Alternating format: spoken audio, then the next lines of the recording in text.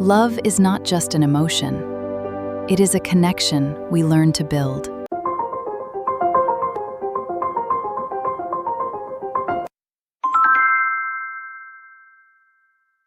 Say you've photographed a building from street level, and the top floors lean awkwardly inward, a common issue with wide-angle lenses.